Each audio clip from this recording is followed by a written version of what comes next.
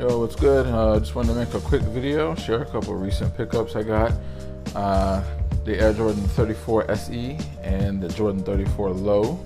I know a lot of you don't really mess with any Jordan that's a non-retro. Even a retro that's, after the 14s, you guys don't really mess with it. However, I believe in general the 34s were very well executed, whether it be the Low, the SE pair, or just a regular pair. I think really, I could have easily seen Mike on the court wearing these. This really looked like a shoe that he would have worn if it was out at that time, or if he was still playing or something like that. These really, design-wise, embodied what an Air Jordan was, and obviously had the slight nods to the Jordan 4, which they've been doing since the 31, where they go back 30 years and give a little nod or take some of the design elements from the 4. So obviously on the Low here, you have the tongue from the 4. A couple of them have Air Jordan upside down.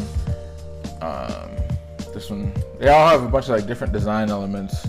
This one has the multi-directional herringbone, which first showed up on the Jordan 4. The Jordan 4 was the first one with the herringbone traction.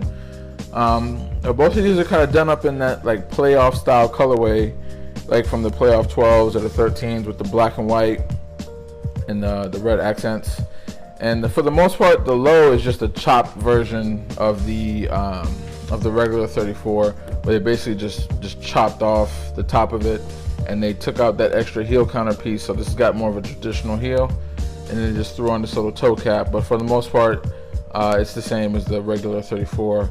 Now the SE was the one where they really made some changes, particularly with the materials, because the regular 34 has this type of synthetic minimalist build, but these really went with traditional materials with leather. This white piece here is actual leather, not the synthetic stuff that Nike and Jordan uses a lot.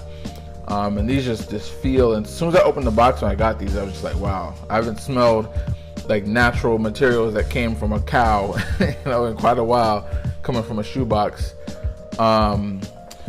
And we're getting towards we're at the end of the 34 run, essentially, because the 35 is going to be dropping in the next month or so. So I went ahead and picked up both of these. I wasn't really checking for either one of them when they dropped. The Lows, I wanted the all white Lows, but those didn't even drop stateside. They just dropped internationally. So I was waiting for them to come stateside, and they never came stateside. So these restocked in my size on Nike.com, and I had a coupon so I could get it under retail, so I went ahead and copped. These actually dropped All-Star Weekend, and I wasn't even checking for them. I saw them initially in pictures and stuff, and it's okay, well, I love the black, white, and red color scheme, but I wasn't really feeling a lot of the changes they made. I still really don't like that they went with it's a clear sole, but they smoked it. So it kind of has a grayish type of look to it. You see when I put it down, you see it looks like it's black, white, and this almost looks like a grayish type of tone. I really don't really care for that now even. But yeah, I wasn't even checking for them. And then they dropped and then sold out really quickly. And I didn't care. But then I watched a couple of reviews on them, and I got to kind of see how the shoe looks in person, or in a live view of the shoe, not just a picture. I was okay, it's looking pretty good. But I wasn't really having any regrets on passing on them. But then I saw a pair in a store that a pair got returned somewhere, so I got to see them in person. Then I was kind of wow, these are really, really nice. They executed these very, very well, very well. These have a little nod to the 14. You guys know the black and red 14s. That midfoot shank has that satin red finish, and these have that exact same finish from the 14.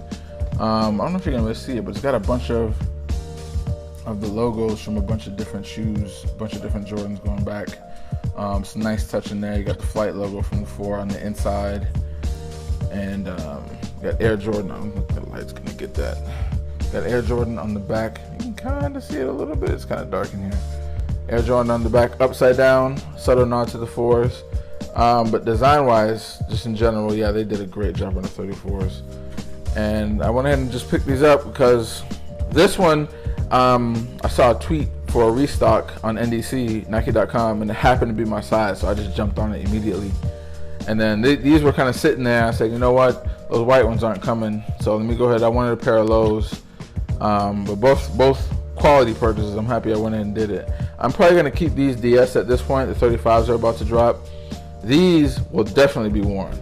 I'll probably hoop in them if the courts here open up soon. I'm in Florida, so the governor just announced recently that we're going to go to phase 3 as far as opening. So hopefully some more of the courts here will open so I can start playing again. I wish I'd been able to play in the regular 34 a little more, but obviously with the shutdown, you know, a lot of us aren't really hooping. But that's really it. I just want to share this quick pickup with you guys. Once again, I know you guys are mostly retro heads. You guys are looking for, you know, the Fire Red 4s coming and the Carmines and so on and so forth. But I just want to share this pickup with you guys, and thanks for supporting the channel. Go ahead and hit that thumbs up if you like the video. More highlight videos coming soon. Getting back on it. All right, peace.